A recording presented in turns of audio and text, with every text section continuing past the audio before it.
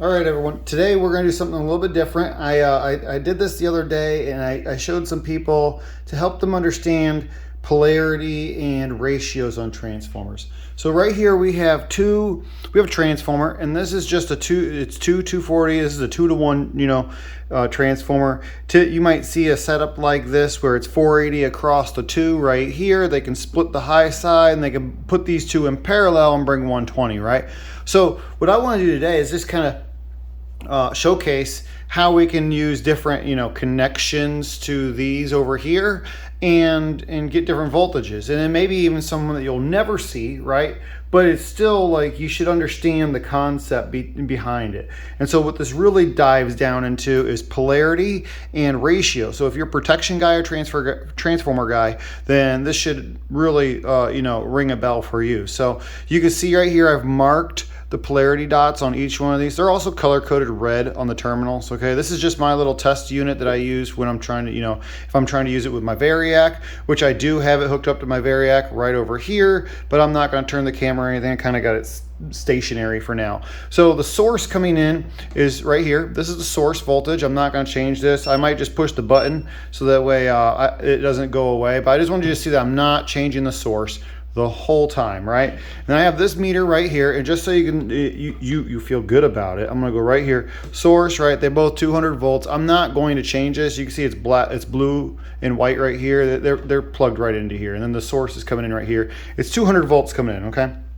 So what I want to do is I kind of want to showcase the different connection patterns, right? So this is a 2-to-1 transformer. So if you look at this coil, it's 2-to-1 here, and then it's 2-to-1 here. But these two are both the same ratio of each other. So if I go across here, I should expect the same voltage. And if I go right there, you can see 200 volts, not a problem. I go down here and it's a 2-to-1, so I should expect 100 volts off of both of these other two coils, and that is pretty much right where, if I can keep my lead steady, it's the operator error a little bit there, but it's 100, and then 100 on this one as well.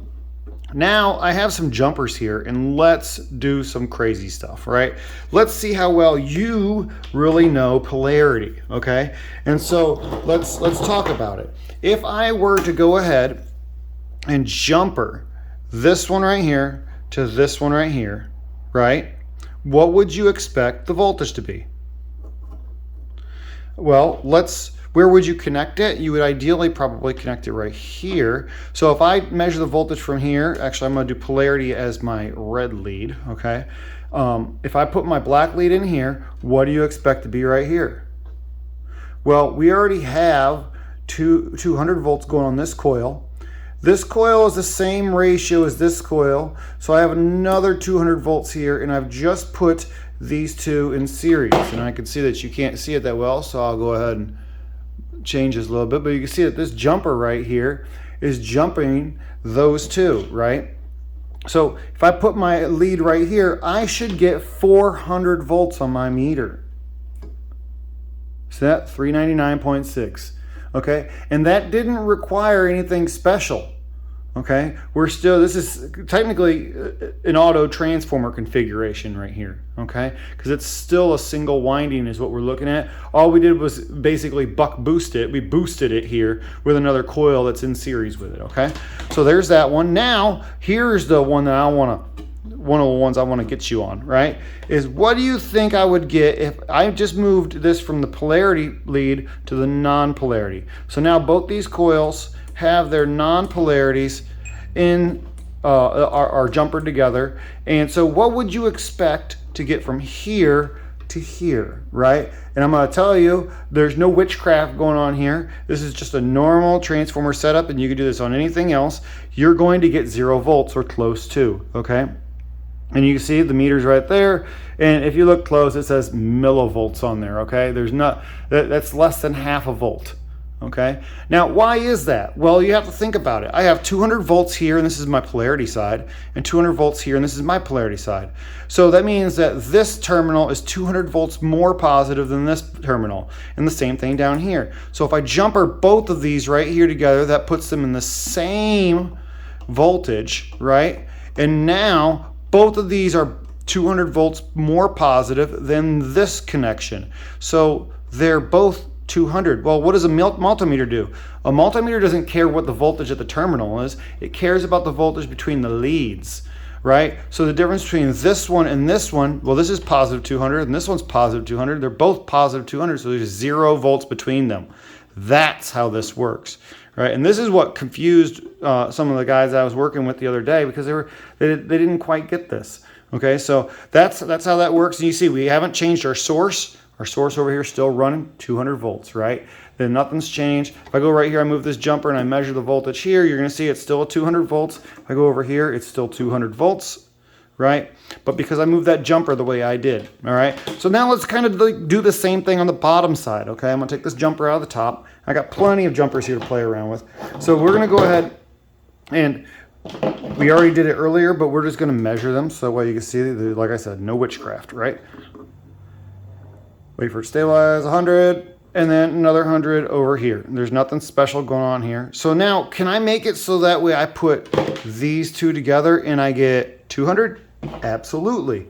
Put the two coils in series, okay? So you have to connect their, it's just like bad double A's in the back of your flashlight, all right? You want to double the voltage, you put them in series. And so you go right here to here, and now between these two X terminals, X1 and X4, you're going to have 200 volts. And you can see, there it is, 200, okay? Now, let's see something neat, right? The same thing that we just did a little bit ago. We had it where we were sitting there and we were canceling them out, but let's not cancel them out first. Let's go ahead and put this one in series with this one. Now what do you expect, right? Well, this one's going to be the 200 originally over here. Doesn't matter if it's the high side. That's just a designation that we put on the terminals. Who really cares what the name of that coil is, okay? I can put it wherever I want. It's a coil. So I have a coil here that's got 200 volts and two more over here that are 100. So altogether, I'm going to have 400 volts. Well, isn't that neat? I just got 400 volts out of this transformer, right? Well, what if I wanted to get 600? Could I do it? Hell yes, you could. So let's go ahead and let's do 600. Does it matter if I go from here to here? No, it shouldn't matter at all, okay? Now, from here to here, I have 600. So I just got 600 volts out of this transformer. That was only a 240 to 120 volt transformer. So, but I am putting in 200 volts, right? So I am putting in a number that is a multiple that can get up to 600, okay? I'm not doing 120 and getting up to 600. So let's do one more thing, right? Can I make it so that way when like I did earlier, where these cancel out? Well, yes, okay? So now we're just gonna move this jumper from here to here. Now what happens, right? And I just want you to know, these are all live voltages, okay? This is actually 600 volts, okay? I have fuse protection and everything over here, but this is actually 600 volts. So I have 200 volts across these two terminals here, right? And then I put their ground pins, or their non-polarities, in parallel with each other, so they're connected right here. And then so now I have 100 here, and then it jumped up, and then another 100 here. So now I have 200 on this side and 200 on this side. Are they in polarity with each other? Well, bang, lights keep going out. Let's see. Yes, practically 0 volts. Actually, even closer to 0 volts than it was before. Okay, so this is really cool, right? Now, depending on your configuration, you can change this thing around to get 100 volts, 200 volts, 300 volts, 400 volts, 500 volts, 600 volts. If I really wanted to, I could get 0 all the way to 600, right?